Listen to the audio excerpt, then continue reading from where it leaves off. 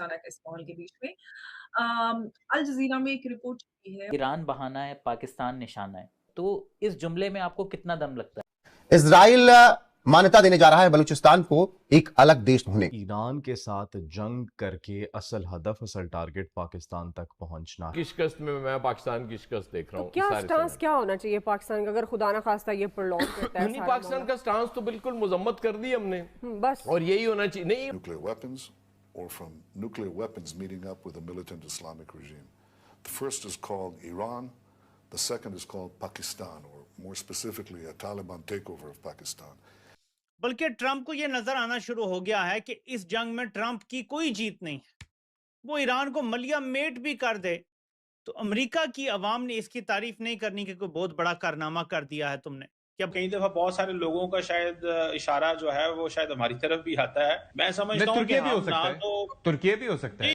पाकिस्तान तो बर्बाद है ही, लेकिन अब एक बहुत बड़ा बयान जो है वो इजराइल के नेतन्याहू की तरफ से सामने निकल के आ रहा है। जी हाँ, अब कहने को तो बड़ी बड़ी बातें जो कि पाकिस्तानी कह देते हैं, लेकिन नेतन्याहू की तरफ से ये कहा गया है कि बलोचिस्तान को वो आजाद करवा कर ही रहेंगे।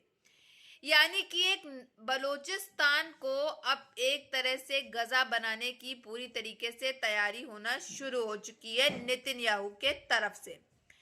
अब इसमें देखते हैं कि पाकिस्तानियों को कितनी ज्यादा मिर्ची लगी, क्योंकि ये बयान के बाद से तो पाकिस्तान में को भूचाल सा आ गया है। मुनीर जो है वो हक सकपा सा गया है कि कैसे नेतन्याहू ने जो है ये बयान दे दिया और उसने कहा बलोचिस्तान आजाद करके ही रहेगा वो।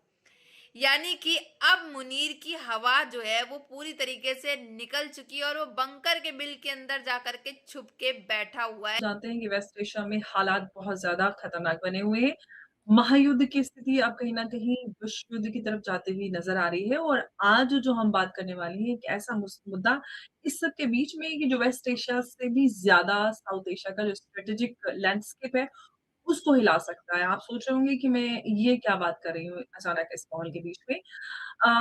अल जज़ीरा में एक रिपोर्ट छपी है और वाशिंगटन बेस्ड एक थिंक टैंक ने बलूचिस्तान स्टडीज नाम के प्रोजेक्ट को लॉन्च किया है, जो पहले से ही जो बलूच नेशनलिस्ट स्ट्रगल है उसको एक नई जियोपॉलिटिकल एजेंडा बनाने का वो है उनका एक इनिशिएटिव। एक सबसे बड़ी बात है कि बलूचिस्तान का जो हिस्सा है 44% जो पाकिस्तान की टेरिटरी है वो बलूचिस्तान है।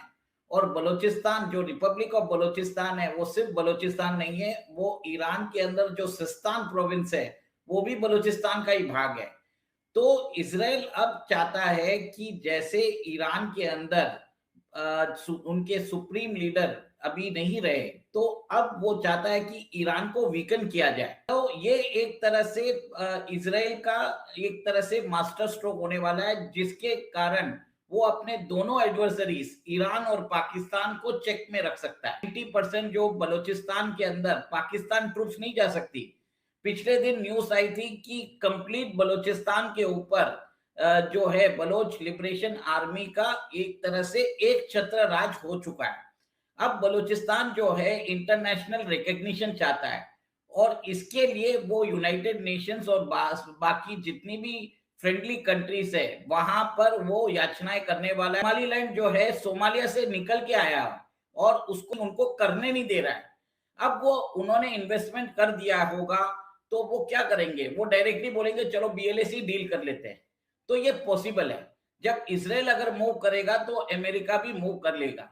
सबसे बड़ी बात है कि बाकी जो जितनी भी कंट्रीज है जिधर ईरान ने अभी जिनको भी टारगेट किया, उनके सिविलियन जितने भी सिविलियन जो जगहों पर गल्फ में टारगेट किया है, ये सारे कंट्री भी ईरान के अगेंस्ट हो चुके हो। ये फैसला किया गया कि पाकिस्तान की मिलिट्री, स्ट्रॉन्ग मिलिट्री और पाकिस्तान की जो ये न्यूक्लियर कैपेबिलिटी है, जब तक इसको डिस्ट्रॉय नहीं करेंगे हम पाकिस्तान को हाथ नहीं डाल सकते।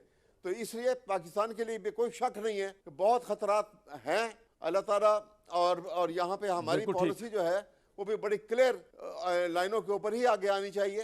और खुद इसराइल और अमेरिका ये शामिल हैं, तो इनका तो टोटल हदफ जो है वो यही है पाकिस्तान का न्यूक्लियर प्रोग्राम। सऊदी अरब के साथ है जो इस वक्त ईरान के निशाने, जहां ईरान ने उसे निशाने पे रखा हुआ है। तो ऐसी सूरत में कैफियत वही है कि काबा मेरे पीछे है, कलीसा मेरे आगे, तो हम जाएं तो जाएगा। ये तो बड़ी इंटरेस्टिंग पाकिस्तान के लिए सिचुएशन। बहुत पाकिस्तान पे अटैक का इत्माम कराया अफगानिस्तान से। पाकिस्तान को पहले वहां फंसाया पाकिस्तान उधर फंसा हुआ था, और कल ट्रम्प साहब हमारी तारीफें भी बहुत कर रहे थे एक बार फिर, और कह रहे थे कि पाकिस्तान बिल्कुल ठीक कर रहा है जो तालिबान के साथ कर रहा है, अफगान तालिबान के साथ। और फिर उन्होंने ईरान पे अटैक कर दिया कि पाकिस्तान तो की शिकस्त में, मैं पाकिस्तान की शिकस्त देख रहा हूँ। क्या स्टांस क्या होना चाहिए पाकिस्तान का अगर खुदा ना खास्ता ये प्रोलॉन्ग करता है? नहीं, पाकिस्तान का स्टांस तो बिल्कुल मजम्मत कर दी हमने, बस, और यही होना चाहिए। नहीं, पाकिस्तान का टुकड़ा अब ऑफिशियल तौर पर बहुत जल्द हो जाएगा। डोनाल्ड ट्रंप बोलते हैं कि भाई वहां का जो प्रधानमंत्री है बड़ा ही ग्रेट है, वहां का जो जनरल है Asim Munir, he is a great man, और पाकिस्तान बहुत बढ़िया काम कर रहा है,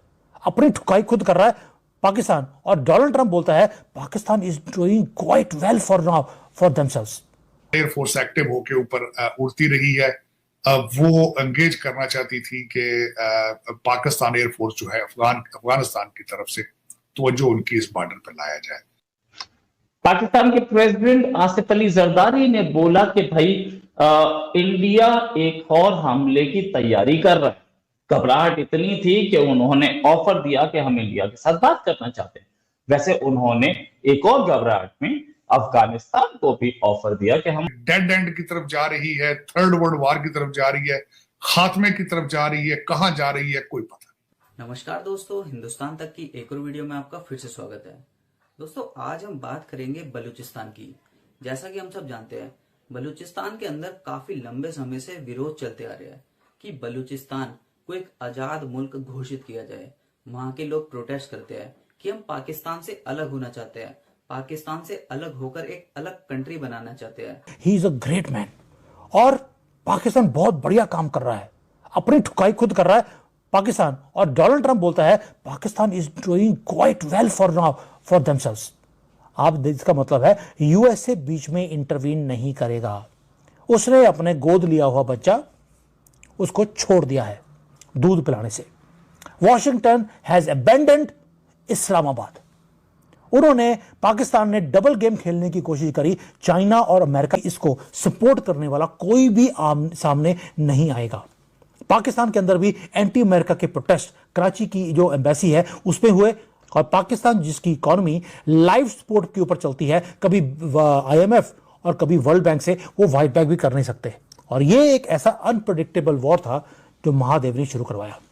अब ये तो हो गया कि ये हो रहा है। मुझे लगता है कि मोदी जी इस मौके का फायदा, मेरा अपना मानना है, उनको उठाना चाहिए या उठाएंगे।